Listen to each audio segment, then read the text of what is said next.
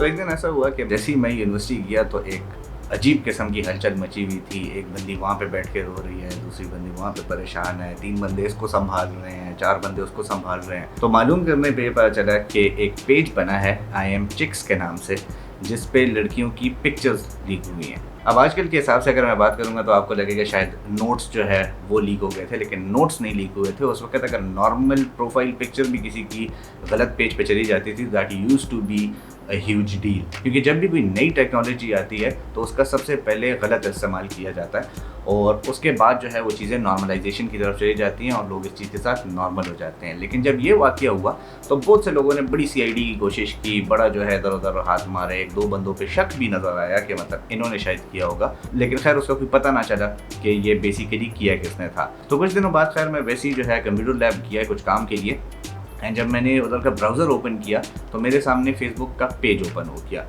अब फेसबुक में नॉर्मली जितने भी मेरे लॉगिन्स हैं मैं कोशिश करता हूँ कि मैं पब्लिकली जो है ना यूज़ करूँ उन्हें, लेकिन अगर किसी पब्लिक प्लेटफॉर्म पे मुझे यूज़ करना भी पड़ता है तो I always use incognito mode, क्योंकि उसमें एक तो आपकी हिस्ट्री नहीं रहती है, दूसरा आपने बिल्कुल फ्रेश स्टार्ट लेना होता है। तो I normally use incognito mode and I would recommend to you as well कि आप लोग भी इनकॉग्निटो मोड यूज़ किया करें। खैर उसके ऊपर जो है फेसबुक का जो है लॉगिन पेज खुला हुआ था। अब चूँकि मैंने फेसबुक यूज़ नहीं करना था तो मैंने ऊपर जीमेल खोलने के लिए मैं ऊपर गया और जैसे ही मैंने उसका लिंक चेक किया तो that wasn't facebook.com, it was something like railway dot something something something, एक लंबा तवील सा जो है एक लिंक था। अब चूंकि मुझे थोड़ा बहुत फिशिंग का आइडिया था तो मुझे फ़ौरन पता चल गया कि ये फिशिंग लिंक है and I got to know कि this is how they got into everyone's profile, क्योंकि वहाँ पे जो भी बंदा आता था वो अपना लॉगिन करता था, उसके सामने जो है एक एरर आ जाता था, वो समझते थे शायद फेसबुक लॉगिन नहीं हुआ, वो दोबारा फेसबुक खोल के अपना लॉगिन कर लेते थे, लेकिन उससे पहली वाली विंडो पे जो डाटा उन्होंने एंटर किया होता था वो जाता था उस बंदे के पास जिसने वो लिंक डेवलप किया हुआ था और उसके थ्रू वो सारी प्रोफाइल्स में गया और वहाँ से पिक्चर्स निकाल ली। लेकिन जैसे जैसे टाइम आगे जाता रहा फेसबुक की सिक्योरिटी और जितने भी सोशल मीडिया प्लेटफॉर्म्स हैं उनकी सिक्योरिटी बहुत ज़्यादा हाई हो गई और फिशिंग लिंक्स डायरेक्ट पकड़े जाते थे। तो अब ये फिशिंग लिंक्स बेसिकली यूज़ होते हैं ईमेल्स में। अब फिशिंग की बात मैं इसलिए कर रहा हूँ क्योंकि रिसेंटली 2 वाक़यात ऐसे हुए हैं। एक पहला अब्दुल्ला खटक के साथ हुआ था कि उसको भी इसी तरह एक लिंक किया था। मैंने अपना बिजनेस इंक्वायरीज वाला ईमेल खोला एक दिन और मुझे एक ईमेल आया हुआ था फ्रॉम क्रिएचर वीपीएन। मैंने समझा कि it's a usual promotion ad sponsor type email and I opened it. उसने उस पर क्लिक किया, वो सॉफ्टवेयर इंस्टॉल करने की कोशिश की एंड और उसका ऑलमोस्ट 100,000 पे पहुंचा हुआ अकाउंट उससे चला गया। इसी तरह जो है रिसेंटली रजा समो के साथ हुआ, उसको भी इसी तरह की एक स्पैम मेल गई। बेसिकली वो ये था कि भाई हम आपको फला पैसे देते हैं इतने और आपने ये गेम रन करनी है, अगर आपको सही लगती है तो आप इसको प्रमोट कर दें। जैसे मैंने गेम चलाई पहले तो उसको एक्सट्रैक्ट किया, वो 50 MB से 500 MB निकल आई और मैंने जैसे उसको रन किया वो फाइल डिसअपीयर हो गई और कुछ हुआ नहीं, लेकिन 2 दिन बाद एग्जैक्टली वही हुआ और उसका अकाउंट भी हैक हो गया। अब रजा समो वाली चीज़ इतनी ज़्यादा हाईलाइट इसलिए हुई क्योंकि उसके 2 चैनल्स थे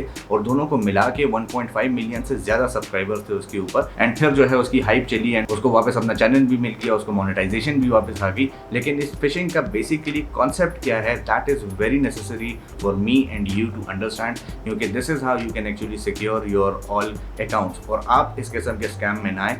सो let me tell you how it works. Basically ये होता है कि आप एक लिंक डेवलप करते हैं और उस लिंक के ऊपर आप एक फ्रंट पेज डाल देते हैं। फॉर एग्जांपल आप facebook.com पे जाते हैं, आपके पास लॉगिन का एक पेज आता है। इसी तरह जो है उस लिंक को भी आप खोलते हैं तो आपके सामने फेसबुक का लॉगिन आता है, लेकिन उसमें जो भी डाटा आप एंटर करते हैं वो जाता है उस बंदे के पास जिसका वो लिंक था। तो वहाँ से वो साइन इन कर सकता है और आराम से जो है आपका डाटा उड़ा सकता है या किसी तरीके से भी मिसयूज़ कर सकता है।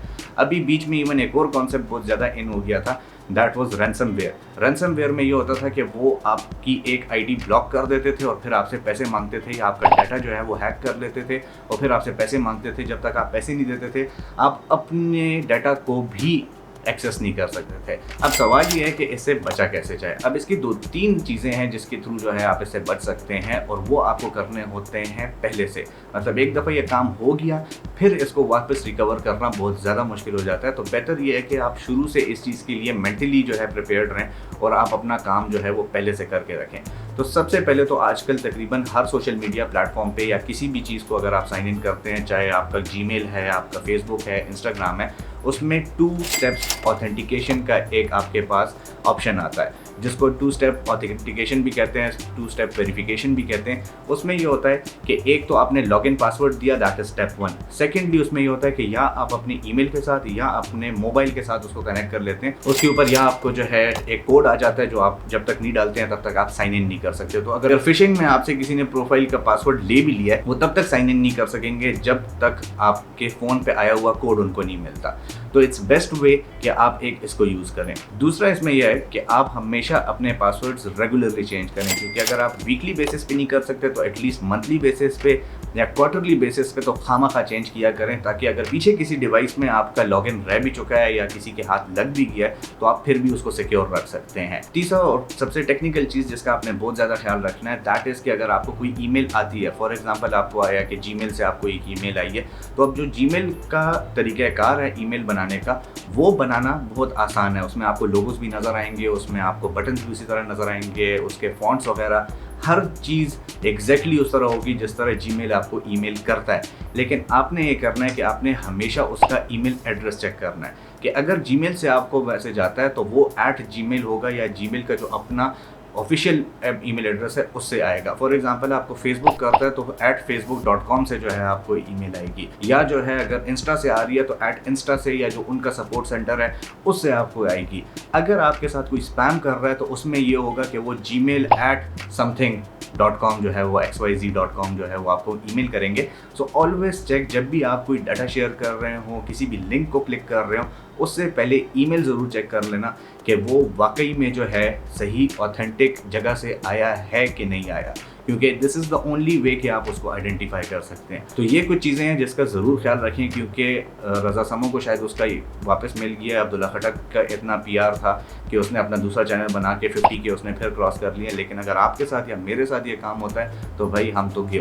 बेस्ट तो ये है कि आप इसको जो है पहले से ये स्टेप्स जो है वो रखें ताकि आप इन चीज़ों से बचे रहें। So stay safe, have a safe surfing, and this was a very important point that I thought कि मैं आप लोगों के साथ शेयर करूं। So that's it from my side. Stay safe. I'll see you guys in the next video. Allah Hafiz.